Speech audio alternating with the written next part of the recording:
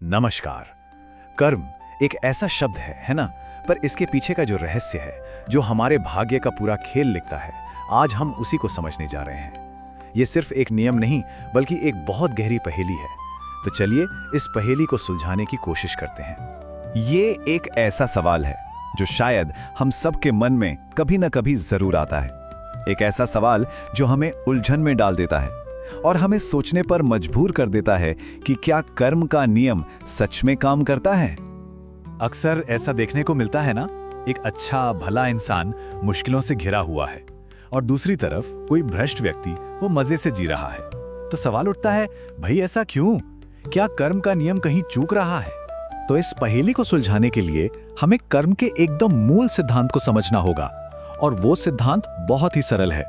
जैसा बीज बोएंगे वैसा ही फल पाएंगे। आइए देखें कि ये काम कैसे करता है। देखिए, कर्म का नियम तो बड़ा सीधा सा है, लेकिन जो दिलचस्प बात है ना, वो ये है कि उसके परिणाम का कोई फिक्स टाइम नहीं होता। और बस यही वो चाबी है जो जीवन के इन विरोधाभासों का ताला खोलती है। हमारे कर्मों का फल हो सकता है हमें तुरंत मिल जाए, या फिर कुछ महीने लगे, कई साल भी लग सकते हैं, और यहां तक कि अगले जन्म तक भी बात जा सकती है। और यही वो वजह है कि हमें अक्सर कर्म और उसके परिणाम के बीच का सीधा कनेक्शन दिखाई नहीं देता। और यहीं पर सबसे बड़ी भूल हो जाती है। हम सोचने लगते हैं कि अगर बुरे कर्म का फल तुरंत नहीं मिला तो शायद मिलेगा ही नहीं। और इसके उलट भी होता है। जब अचानक कुछ बहुत अच्छा हो जाता है तो हम मान लेते हैं कि ये जरूर पिछले जन्म के किसी अच्छे कर्म का ही फल होगा। तो अब सवाल ये उठता है कि आखिर इंसान के कर्म भ्रष्ट हुए ही क्यों? इस सवाल की जड़ तक पहुंचने के लिए चलिए एक कहानी सुनते हैं। इस कहानी का सार बस इतना सा है कि हम सब एक महान राजा की संतान हैं, लेकिन हम खो गए हैं और अपनी उस शाही विरासत को पूरी तरह से भूल चुके हैं। तो ये हमारी यानी आत्माओं की एक महान यात्रा है।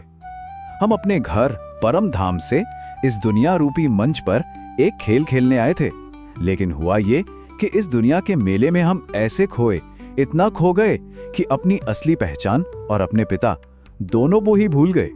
और ये जुदाई कोई छोटी मोटी नहीं है। सोचिए, पूरे 5000 साल बीत चुके हैं। अब इतने लंबे समय के बाद ये तो स्वाभाविक ही है कि इंसान अपनी असलियत भूल जाए। और बस इसी वजह से उसके कर्म धर्म भ्रष्ट और कर्म भ्रष्ट यानी गलत रास्ते पर चले गए हैं। लेकिन अब जब हम अपनी असलियत को धीरे धीरे समझ रहे हैं तो हमारे सामने एक बिल्कुल साफ चॉइस है।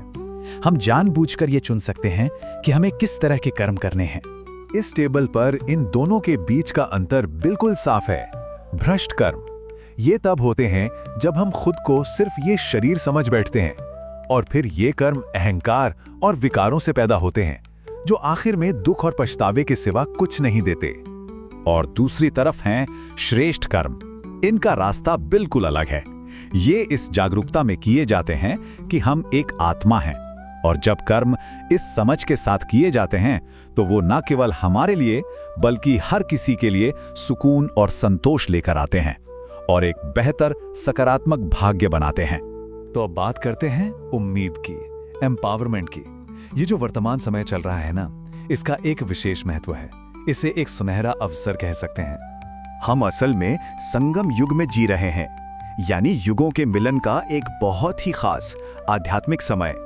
ये वो समय है जब कहानी के वो राजा यानी हमारे परम पिता अपने खोए हुए बच्चों से मिलने के लिए खुद इस धरती पर आते हैं। तो अच्छी खबर ये है कि हमारे सामने एक बिल्कुल साफ रास्ता है।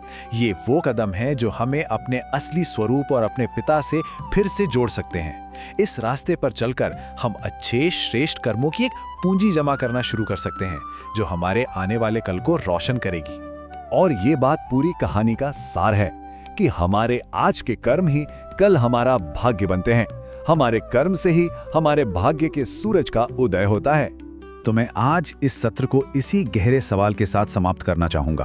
अगर हमारे कर्म ही हमारा भाग्य लिखते हैं तो आज हम अपने लिए कैसा भाग्य लिख रहे हैं, इस पर जरूर सोचिएगा और अपने कर्मों को चुनिएगा, क्योंकि आज जो हम कर रहे हैं वही हमारे आने वाले कल की कहानी लिखेगा। ओम शांति।